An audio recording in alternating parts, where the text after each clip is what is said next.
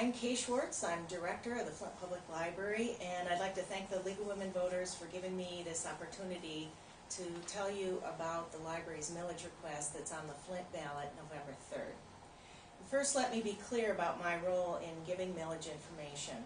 As an employee of the Flint Public Library, I cannot advocate on behalf of the library millage. I can give information but can't tell people how to vote. In a different context, I will be happy to speak with anyone or any group about what, in my opinion, are some very exciting changes going on at the Flint Public Library, but I cannot do that in context of talking about the millage. So what is the request to voters on November 3rd? The Board of Trustees of the Flint Public Library is asking Flint voters for 0.6 of 1 mil from 2015 through 2021. This will generate $447,000 of millage revenue for the library, which will effectively fill our current revenue gap. It expires the same time as our current millage in 2021. What does this mean for taxpayers? For a home with a $50,000 value, that's a $25,000 taxable value, it's an additional $15 per year. A little background on library funding. In Michigan, libraries are funded almost entirely at the local level. More than 90% of our funding is from our millage levied on property in Flint. The Flint Public Library currently has a total of 3.4 mills. 2 mills in perpetuity, meaning it doesn't expire, and 1.4 mills that expire in 2021. We came before voters 5 years ago now, in August 2010, with that millage request, which was partly a renewal and partly an increase. If the 0.6 of a mil passes November 3rd, our millage will be at the maximum allowed by state law, that is 2 mills in perpetuity and 2 mills renewable. This means that in 2021 we would be coming back to the voters for a renewal of 2 mills, and under current law there would be no further increases in our millage rate. We asked for the millage rate increase in 2010 because our revenue was falling as Flint property values fell. We are asking for this increase now because in the end, before property values stabilized in 2014, Flint's tax base was cut in half. It fell 50%. The library's millage in 2009 produced $4.7 million. This year, before the additional 0.6 millage, it will produce about $2.3 million. The library has cut nearly $2 million from expenditures since 2009. When we talk about cutting expenditures, we're primarily talking about cutting staff. The public library is a people business. About 70% of our costs are people costs. In order for people to receive service at the library, a certain number of staff must be on duty and available. So our hours of operation are directly determined by the number of staff we have available to serve the public. I was asked to address the impact of this revenue decline. The decline in millage revenue since 2009 has required closing our 3 small branch libraries and cutting days and hours of service at the main library. We are now at what our board and management considers a minimum level of service for the public, 5 days a week, 9 hours a day. That is a single shift of staff, most working a 40-hour week. Our open hours have been chosen to benefit the public. The library is open Tuesday, Wednesday, and Thursday from 11 to 8. So there are 3 evenings when the library building is available for homework, meetings, classes, tutoring, and so on. Then we're open 9 to 6 Friday and Saturday. It was important to be open all day Saturday since that's our biggest day for family use. Staff has made sacrifices in order to do this. They have to work every Saturday all year round except when there's a holiday weekend. Staff has also taken a pay cut with no raises during this period of revenue decline. Our unions have been cooperative partners in making all these changes and preserving as much service as possible for the public. One thing the League asked me to address was the impact on personnel, programs, and resources from the cuts we've had to make since 2009. Our number of personnel has been cut in half. In 2009, we had 56.5 FTE, or full-time equivalent staff.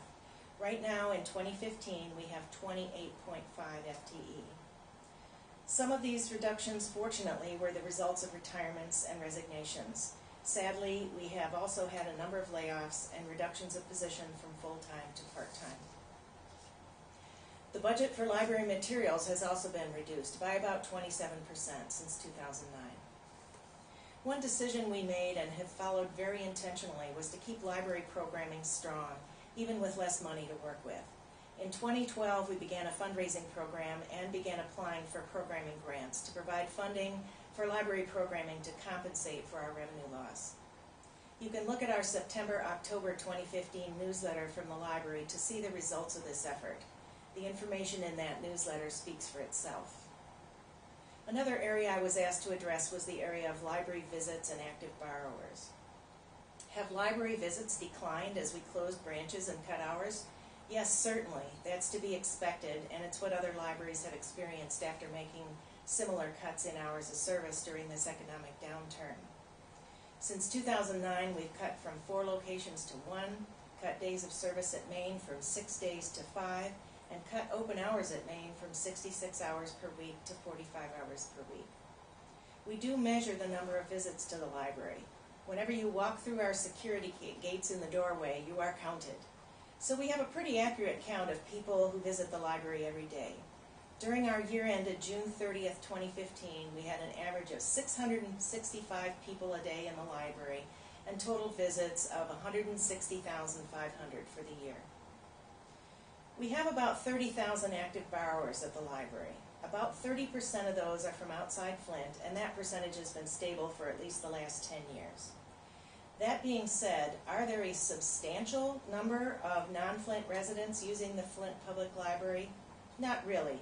We have just over 8,000 active borrowers from the Genesee County suburbs, and that's out of a population of 330,000. So only 2% of Genesee County suburban residents hold a Flint Public Library card. 98% do not. I must point out that the Flint Public Library and the Genesee District Library both belong to the Mid-Eastern Michigan Library Cooperative, and members of the cooperative are required by agreement to afford at least some borrowing rights to other libraries within the co-op. GDL allows Flint residents to borrow books from their libraries, and FPL allows Genesee County residents to borrow from the Flint system. That benefits everyone in the community. So what if the millage passes with a yes vote? What are the implications? The new additional millage will effectively fill the current revenue gap and enable the library to continue its hours and days of service. Again, I can't in this millage information presentation talk too much about future plans without appearing to advocate for a yes vote. So I refer you to the library's newsletter and to our Transformation Snapshot report for more information about future plans. These are available in the library lobby. The much harder question is, what will happen if the millage doesn't pass? I have to resort to several ifs in order to answer that. First, I want to let you know that we've actually been developing a plan for long-term financial sustainability for about the past 15 months. In July 2014, we engaged with national library experts June Garcia and Susan Kent from Library Strategies International on a planning process. The purpose was to develop a new model of library service that could be made financially sustainable over time. It was the strong recommendation from those experts that the Library Board of Trustees ask voters for an additional millage as a first step toward long-term financial sustainability. In our planning process, we have laid out some scenarios for how to make changes to our model of service, both with and without a successful millage. We've identified some ways to make library staffing more efficient over time, but this will involve some changes to the library building, such as moving collections within the building and possibly knocking down some walls so that services can be provided from a central location rather than from the many scattered service points we now have. This will take time and money other than taxpayer funding. Our experts agreed with us during the planning process that these changes to the building cannot come out of our general operating funds. So here's the first if. If the millage does not pass in November, we need to buy time to make some of these changes so that we can operate with less revenue and still balance the budget over the long term. If the millage doesn't pass, I will be asking our Board of Trustees for permission to seek outside funding to fill the revenue gap for at least the remainder of this fiscal year, that is through June 2016, so that we don't have to make any immediate cuts. Here's the other if. If the millage doesn't pass, and if we cannot find alternate sources of outside funding, we will have to cut staffing, and that means cutting library hours. That would be a last resort.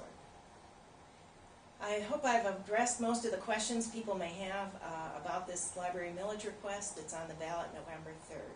If any group or individuals would like me to speak on this topic, just contact me and I'll be happy to schedule a visit in these next few weeks before the vote.